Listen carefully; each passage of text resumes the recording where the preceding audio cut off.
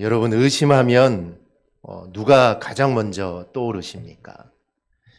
대부분 이 도마라고 할 겁니다. 예수님이 부활하신 후에 이 제자들에게 나타나셨습니다.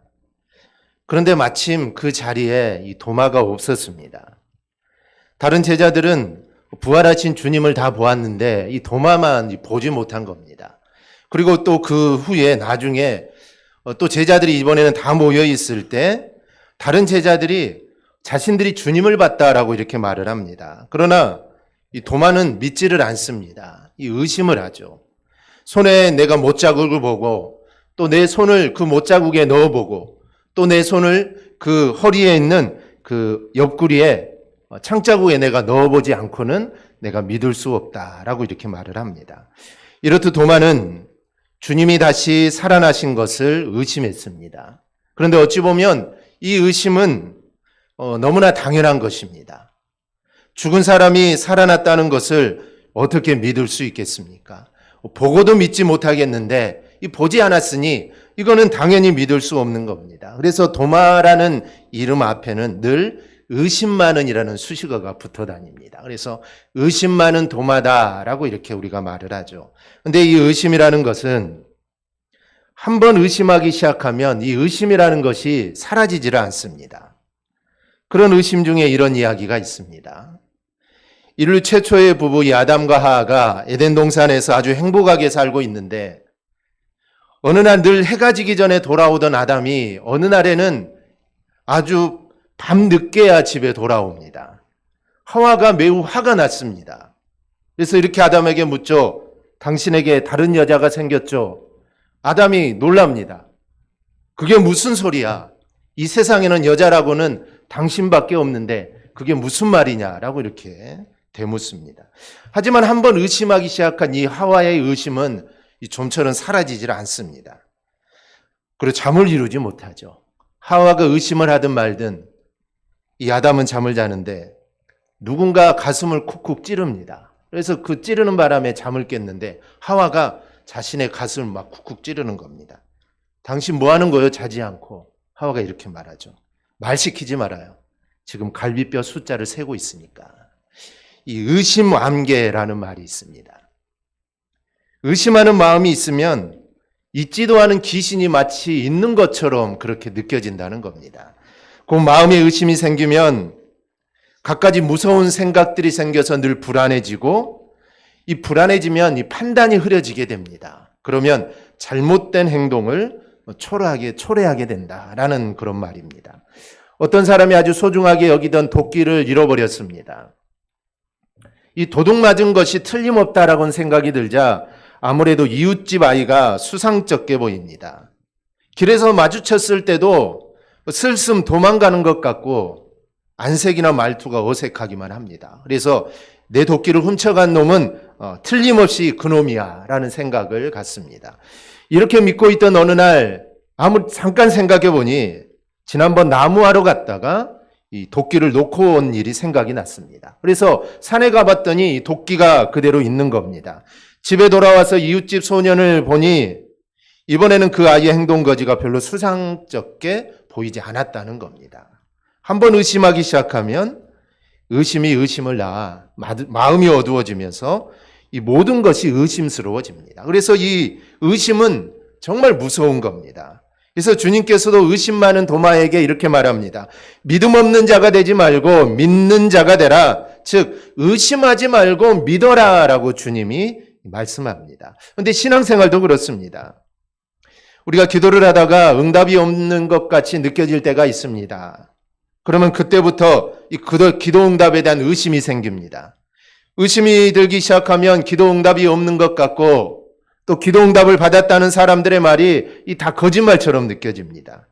그런데 이게 또 기도 응답만이 아닙니다. 어느 장로님이 임종이 가까워서 이 교회 목사님이 방문을 했습니다. 이 장로님이 구원에 대한 확신이 없는 것 같아서 늘 안타까워했던 목사님이 이 믿음에 관한 말씀들을 여러 가지를 이야기를 해줍니다. 그래도 장로님은 계속 불안해합니다. 그래서 목사님은 요한복음 5장 24절을 장로님에게 한번 읽어보라고 합니다. 본문을 읽고 나자 목사님은 다음과 같이 말씀을 합니다. 장로님 잘못 읽으셨습니다. 제 성경에는 이렇게 기록되어 있네요. 내가 진실로 진실로 내게 이르노니 내 말을 듣고 또 나를 보내신 이를 믿는 자는 영생을 얻을지 안 얻을지 죽어보아야 알겠고 심판에 이를 수도 있고 안 이를 수도 있고 사망에서 생명으로 옮길 똥 말똥 하느니라 라고요. 장로님이 깜짝 놀라며 말을 합니다. 목사님, 그럴 리가 없습니다. 제가 아무리 기력이 세한다고 해도 제가 보기에는 분명히 영생을 얻었고라고 되어 있지 영생을 얻을지 안 얻을지 죽어봐야 알겠고라고 말씀은 없습니다. 라고 이렇게 말을 하죠. 목사님은 장로님을 바라보다가 마침내 입을 엽니다. 맞습니다. 믿는 자는 영생을 얻은 것입니다. 장로님은 바로 예수님을 믿는 사람이지요. 그렇다면 영생을 얻은 것입니다. 성도들 중에는 내가 구원을 받은 것에 대해 의심하는 사람들이 있습니다. 주님은 너희는 구원받았어.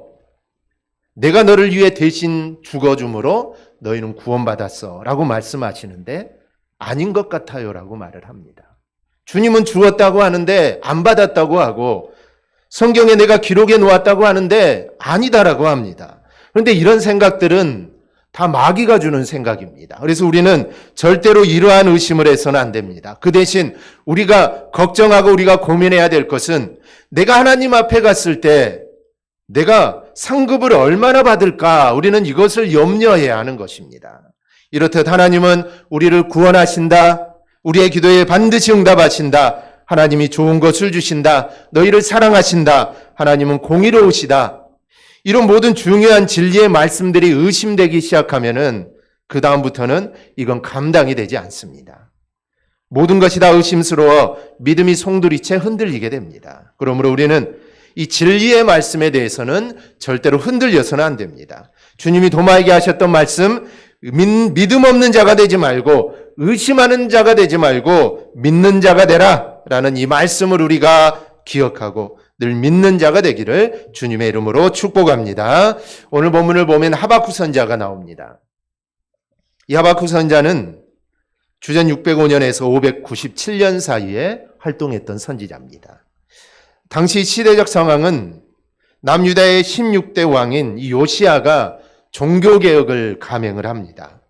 종교개혁을 감행했음에도 불구하고 백성들은 여전히 우상숭배에서 벗어나지 못했고 사회는 불의와 불법이 만연하고 개인적 윤리와 도덕이 땅에 떨어져 있던 시대입니다. 이럴 때 주전 605년 이 바벨론은 그 당시 강국이었던 애굽을 물리치고 남유다를 공격해 왔습니다. 그리고 그 후에도 여러 차례 예루살렘을 공격하다가 결국 주전 586년 남유다를 멸망을 시킵니다. 하박국 선지자가 주로 활동했던 이 시대는 요야김 왕이 통치하던 시대인데 이 요야김 왕은 자기의 동생이니 요아스가 왕이 된 것을 시기했습니다. 그래서 애굽 왕과 손을 잡고 자기 동생을 죽이고 왕위에 오른 사람이 이 요야김 왕입니다. 그리고 이 요야김 왕은 백성들의 것을 빼앗아다가 애굽 왕에게 바쳤던 왕, 그런 왕이 바로 이 요야김 왕입니다. 이런 시대에 살던 하박국에게는 두 가지의 의문점이 있습니다. 하나는 왜 의인이 고통을 당하는가라는 것이고 또 하나는 왜 하나님께서는 악한 사람을 심판하지 않는가라는 이 의문입니다. 아마 이런 하박국의 고민은 우리와 다르지 않습니다. 성경에 보면은 정말 수많은 곳에서 믿음으로 사는 사람에게 하나님은 복을 준다고 말을 합니다. 요한 3서 2절입니다. 사랑하는 자여 내 영혼이 잘됨 같이 내가 범사에 잘되고 강건하기를 내가 간구하노라. 마태복음 2장 28장 20절에는 볼지어다 내가 세상 끝날까지 내가 너와 항상 함께 있으리라. 하나님은 이런 약속을 하셨습니다.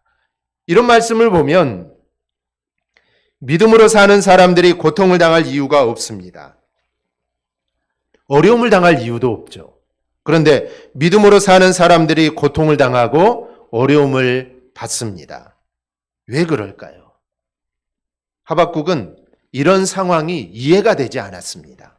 그래서 하나님의 공의를 의심하기 시작합니다. 이 하나님의 공의라는 것은 악한 자는 심판을 받고 믿음으로 사는 자는 그를 돌보시는 것, 정말 공의로 심판하시는 분이 하나님이시는데 지금 하박국이 사는 시대는 그렇지 않았습니다. 그래서 하나님을 의심하기 시작합니다. 어느 날 하박국은 하나님 왜 이렇게 악한 유다를 징계하지 않느냐고 하나님께 질문을 합니다. 그랬더니 하나님이 내가 징계할 거라고 말을 합니다.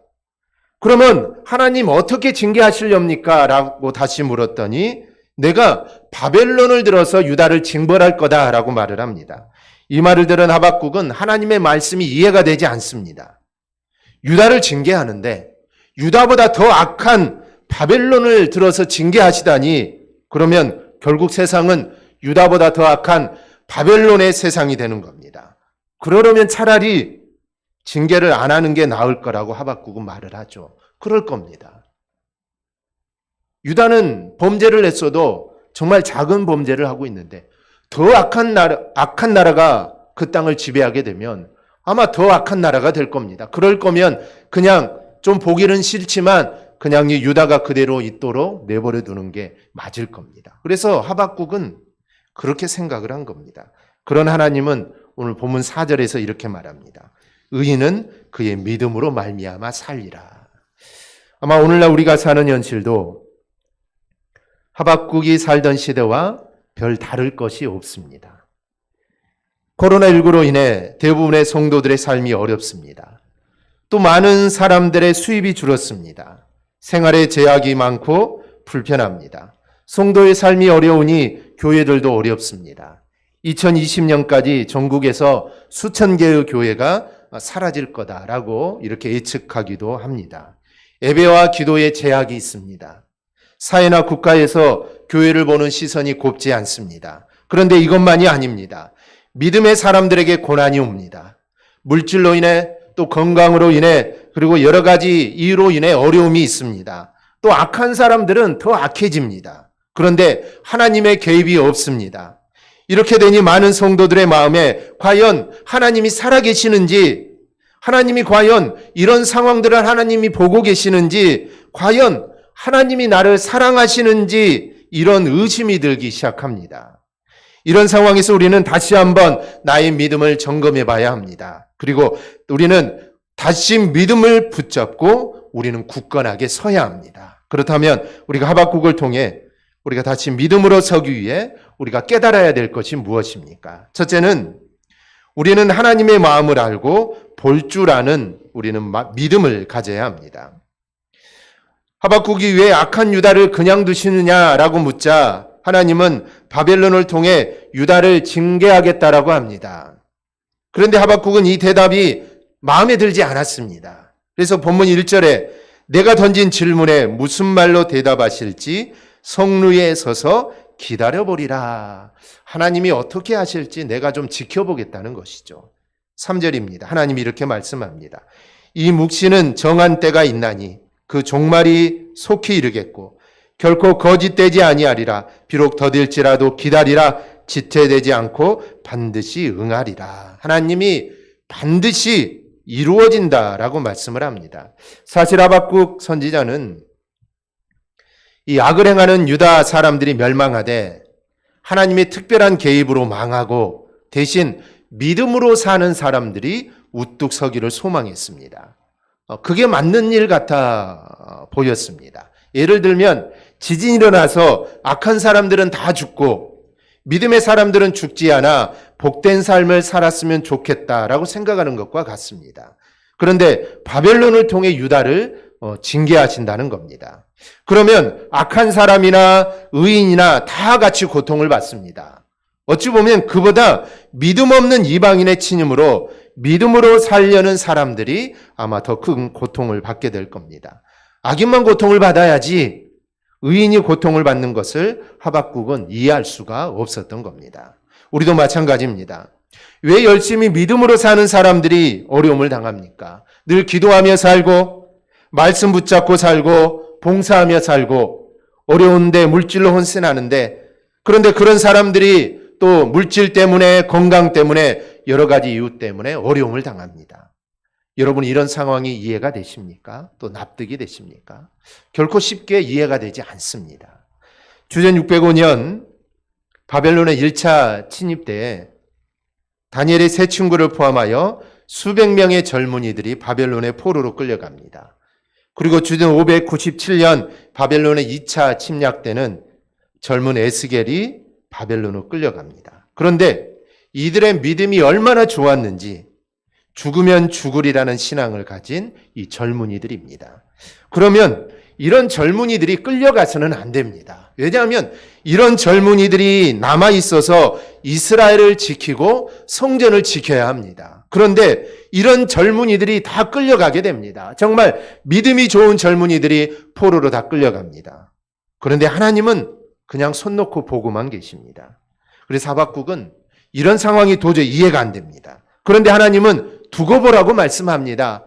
나는 도저히 이해가 되지 않겠는데 하나님은 야, 너 두고 봐라. 두고 보고 있어야 라고 말을 합니다. 그런데 놀라운 것은 하나님의 말씀대로 다 이루어집니다. 하나님의 뜻하심이 있었던 겁니다. 즉 하나님의 인도하심이 있었고 하나님이 그들을 바벨론의 포로로 끌려가게 하신 이유가 있었습니다. 다니엘 2장 47절입니다.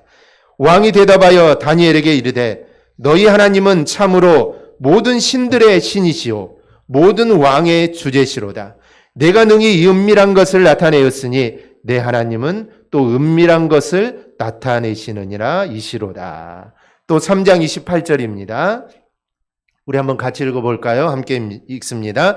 느부갓네살이 말하여 이르되 사드락과 메삭과 아벳느고의 하나님을 찬송할지로다. 그가 그의 천사를 보내사 자기를 의뢰하고 그들의 몸을 바쳐 왕의 명령을 거역하고 그 하나님 밖에는 다른 신을 섬기지 아니하며 그에게 절하지 아니한 종들을 구원하셨도다. 아멘.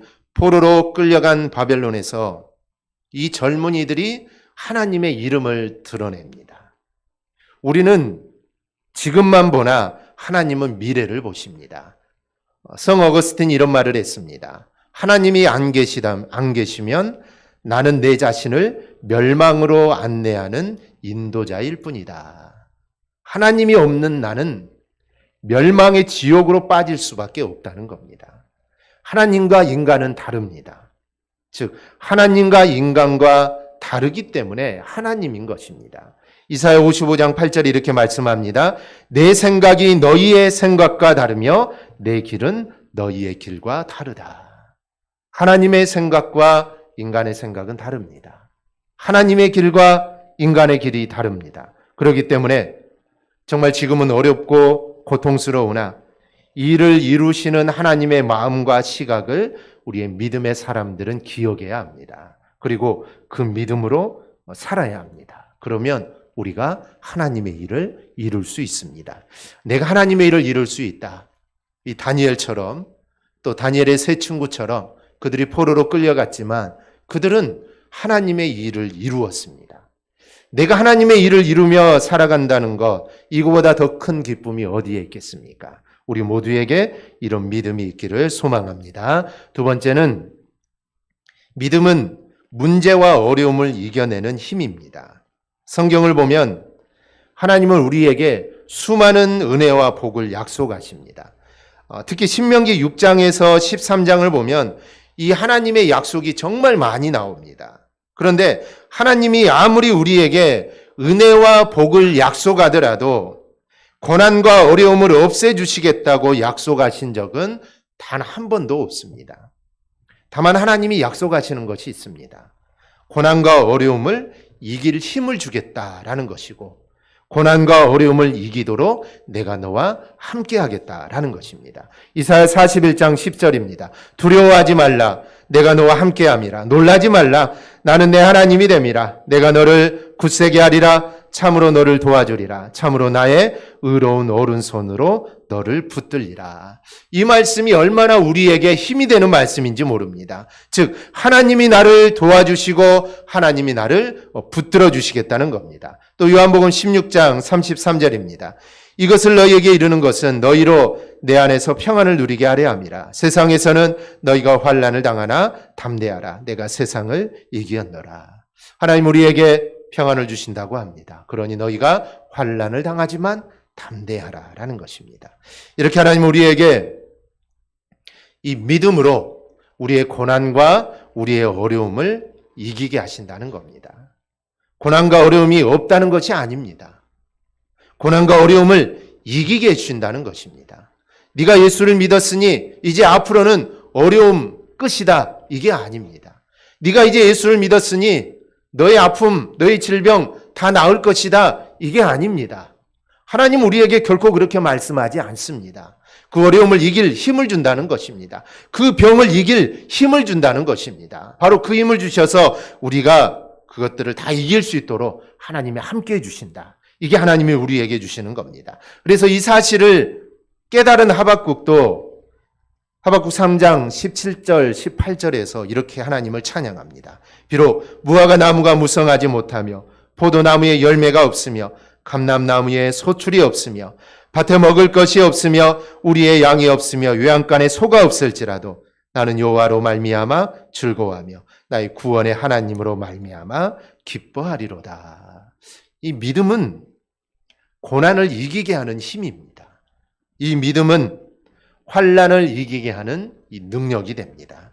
우리가 다시 믿음으로 가야 하는 이유는 믿음이 우리에게 닥치는 이 고난과 어려움을 이기게 하는 힘이 되기 때문입니다. 요셉을 보십시오. 또 모세를 보십시오. 다윗과 바울을 보십시오. 그리고 예수님을 보십시오. 성경에 나오는 수많은 인물들을 보십시오. 이분들에게 엄청난 고난이 있었습니다. 그럼에도 불구하고 그들은 믿음으로 그 고난과 어려움을 다 이겼습니다.